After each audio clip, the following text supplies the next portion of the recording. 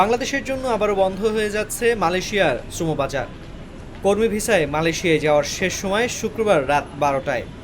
এ কারণে মালয়েশিয়ায় প্রবেশের জন্য কুয়ালালামপুর বিমানবন্দরে হাজার হাজার বাংলাদেশি কর্মী অপেক্ষা করছেন। শনিবার থেকে আর কোনো বাংলাদেশি শ্রমিক দেশটিতে যেতে পারবেন না। তবে পরবর্তীতে পরিস্থিতি বিবেচনা করে শ্রমবাজার আবারও খুলে দিতে পারে দেশটির।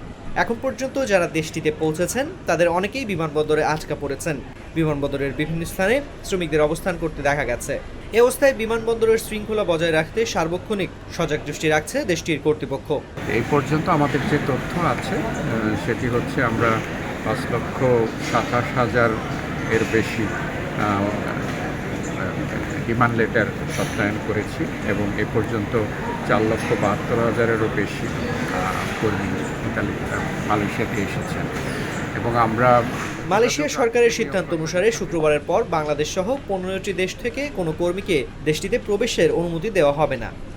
একই সঙ্গে বাংলাদেশ সহ 15টি দেশের সঙ্গে এ সংক্রান্ত সমঝোতা চুক্তি পুনরায় করার অনুমোদন দেওয়া হয়।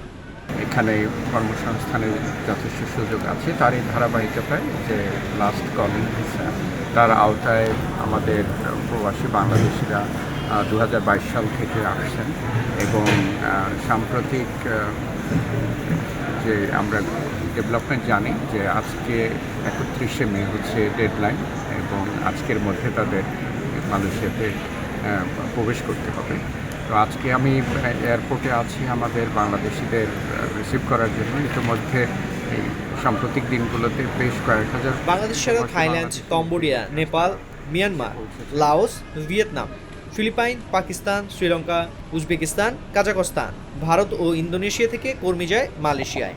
মঙ্গলবার বাংলাদেশ থেকে মালয়েশিয়া পৌঁছেছেন মোহাম্মদ সাব্বির আহমেদ। তিনি বলেন, 30,000 টাকার একমুখী টিকিট 1,08,000 টাকা দিয়ে কেটে এখানে এসেছি। অনেক বাংলাদেশি উল্টো পথে মানে দুবাই, কাতার, চীন, হংকং, সিঙ্গাপুর, ইন্দোনেশিয়া হয়ে কুয়ালালামপুরে ঢুকছেন। ফলে এখানকার এয়ারপোর্টেও অরাজক পরিস্থিতি বিরাজ করছে। আমি প্রায় 7 ঘন্টা এয়ারপোর্টে অপেক্ষা করার পর নিয়োগকর্তাকে খুঁজে পাই। ঢাকার অভিজ্ঞতা একই রকম ছিল বলেও জানান তিনি। এ বিষয়ে কুয়ালালামপুরে বাংলাদেশের হাই কমিশনার শামীম আহসান বলেন, অতিরিক্ত প্রায় 20টি ফ্লাইট পরিচালনার মাধ্যমে কর্মীদের বাংলাদেশ থেকে মালয়েশিয়ায় আনা হচ্ছে। যারা মালয়েশিয়ায় আসার কাগজপত্র পেয়েছেন তাদের বড় অংশ পৌঁছেছেন।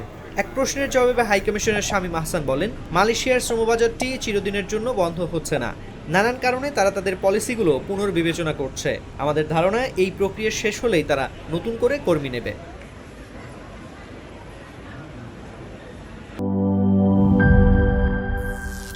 করিম চাচা, আপনার প্রিয় মানুষদের কখনো বিপদে ফেলতে চাইবেন না স্যার। তাহলে আমাদের বিপদে রাখা কি ঠিক হচ্ছে? এজন্যই বিজলি কেবলস সবচেয়ে ভালো ও নিরাপদ। ফ্লেম রিটার্ডেন্ট পিভিসি দিয়ে তৈরি বিজলি কেবলস, নিরাপদ আজীবন।